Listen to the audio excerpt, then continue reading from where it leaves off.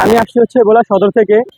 আজকে আমরা আসছি হচ্ছে নারী নারীরা যে তাদের একটা দাবি করেছে কিছুদিন আগে, যে তারা নারী পুরুষ সমান অধিকার চায়। এটা সম্পূর্ণ কোরআন বিরোধী আইন। নারী কমিশন যে নীতিমালাটা করেছে সেই নিয়ে আজকে আমাদের সমাবেশ। জি জি। তো তারা চায় যে যেমন পুরুষে যেভাবে 4টি বিবাহ করতে পারে, তারাও 4টি বিবাহ করবে। এটা সম্পূর্ণ কোরআন বিরোধী আইন। এটা আমরা কখনো বাস্তবায়ী হতে দেব না। হেফাজতে ইসলাম বাংলাদেশ এর তীব্র নিন্দা জানিয়েছে। আজকে এই উপলক্ষে আমাদের বড় বড় উলামায়ে কেরামগণ, আল্লামা মামুনুল হক সাহেব সহ বিভিন্ন বড় বড় উলামায়ে কেরামগণ এই প্রতিবাদ নিন্দা জানিয়েছেন। এই জন্য আমরা ভোলা থেকে এখানে আসছি। তো ইসলাম তো নারী বিদ্বেষ না, জি না। হচ্ছে নারী বান্ধব। জি। নারীদেরকে নিয়ে কি বলেছেন সেই বিষয়ে একটু বলেন। আল্লাহ তাআলা নারীদেরকে বলেছেন তারা হচ্ছে আভ্যন্তরীণ বিষয়, তারা তাদের কাছে তারা ঘরে থাকবে, তারা ঘরে ঘরে ঘরে দেখাশোনা করবে। ঘরের মধ্যে তারা যেন তারা নির্দিষ্ট স্থানে থাকে। কিন্তু তারা যারা আছে, যারা ইসলাম বিপরীত, ইসলাম পরিপন্থী আইন বাস্তবায়ন চায়, দেশের শৃঙ্খলা নষ্ট করতে চায়, তারা যারা দেশের ভাবমূর্তি নষ্ট করতে চায়, তারা মূলত তাদের দাবিগুলো তারা আদায় করতে চাচ্ছে।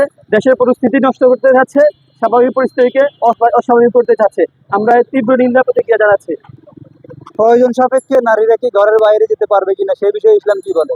হ্যাঁ, অবশ্যই। একজন নারী যদি অসুস্থ হয়ে পড়ে, সে অবশ্যই ডাক্তারের কাছে যেতে পারবে। একজন নারী যদি কোনো কিছু শিকার হয়, কোনো হয়রানি হয় কোনোভাবে, সে রাষ্ট্রের যে আইনগুলো আছে রাষ্ট্রের সাহায্য নিতে পারে। কিন্তু এভাবে যেভাবে তারা চাচ্ছে নারী নারী পুরুষ সমান অধিকার, নারী রাস্তাগুলো পাবে, চলাফেরা করবে, এটা শরীয়ত কখনো বৈধতা দেয়। নারী নীতিমালায় আসলে এই নারী কমিশন কি বলেছেন সেই বিষয়ে আপনি কি পড়েছেন কিনা বা জেনেছেন কিনা? নারী কমিশন তাদের দাবি ছিল, তার দাবি হচ্ছে যে তারা চাচ্ছে যে যে একজন পুরুষ যেভাবে 4টি বিবাহ করতে পারে, আমরা 4টি বিবাহ করব। আমরা আমাদের দেহেও আমরা যাকে মন চাই তাকে দিব। নারী কমিশন কি 4টি বিবাহের কথা উল্লেখ করেছে আপনি জানেন কিনা? হ্যাঁ, 4টি বিবাহ কথা উল্লেখ করেছে তারা। উল্লেখ করেছে। জি। আচ্ছা, আর কি কি বিষয়ে বলেছে আপনাদের আজকে সমাবেশে?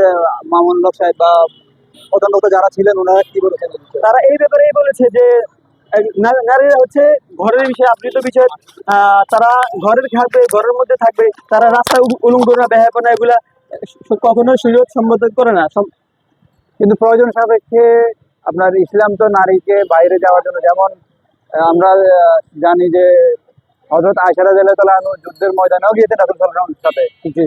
সেই বিষয়ে এরকম পর্যায়ে বাংলাদেশের নারীরা কোন পর্যায়ে আর কোন পর্যায়ে বাইরে যাবেন? যারা চাকরি করতেছেন তারা অনেকেই আছে যে তাদের সাপোর্টে কেউ থাকে না, অর্থনৈতিক সাপোর্টে, সেক্ষেত্রে তারা চাকরি করতে হচ্ছে। একদম নিরহ। সেই বিষয়গুলো আল্লাহ তাআলা বলেছেন যে নীরব হয়ে যায়, যাদের তাদেরকে দেখভাল করার মধ্যে কেউ নাই, তখন প্রয়োজনের খাতিরে যতটুক না হইলে নয় ততটুক তারা করতে পারবে। যেমন গতকালকে আমরা একটা নিউজে দেখেছি যে একজন নারীর স্বামী মারা গেছেন। জি মারা যাওয়ার পরে মারা যাওয়ার আগে অনেক ঋণ করে গেছিলেন। জি। তো সেই নারী মারা যাওয়ার তার হাজবেন্ড মারা যাওয়ার পরে ওই নারী তো অসহায়, তার অর্থনৈতিক সাপোর্টও নাই এবং সে ঋণগ্রস্ত, তার স্বামী তাকে ঋণগ্রস্ত রেখে মারা গেছে। এই পরিস্থিতিতে ওই নারী সেই অবস্থা কোনোভাবে সামলাতে না পেরে সে গলায় ফাঁসি দিয়ে আত্মহত্যা করেছে। তো সেই পর্যায়ে আসলে নারীদের তো আপনার ঘরে থাকার জন্য ইসলাম বলেছে, এর পাশাপাশি নারীদের কাজের বিষয়ে বা নারীদের বাধ্য হয়ে বাইরে যাওয়ার যে বিষয়টা, সেটা নিয়ে ইসলামে আসলে কি করা উচিত? এই নারীদেরকে নিয়ে নারীরা নারীরা কি করা উচিত? ইসলাম কখনোই অশান্তিকামী নয়। ইসলাম হচ্ছে শান্তিকামী ধর্ম।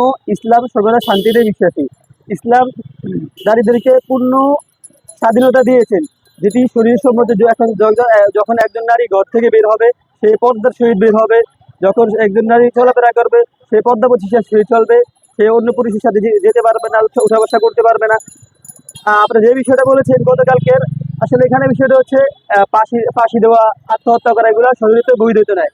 যে ব্যক্তি তার নিজের জীবনকে ইচ্ছাকৃতভাবে শেষ করে দেয়, তার ইহকালও বরবাদ, পরকালও বরবাদ। আল্লাহ তাআলা বলেছেন ফাসিরাদ দুনিয়া তাহলে ওয়াল সে কি আখিরাহ। করবে? সে তার হাজবেন্ড মারা গেছে ঋণ রেখে, এখন সে সেই ঋণও শোধ করতে পারতেছে না বা সে সে তার সংসার চালাতে পারতেছে না। হ্যাঁ, ঋণ পরিশোধ করার চেষ্টা করবে।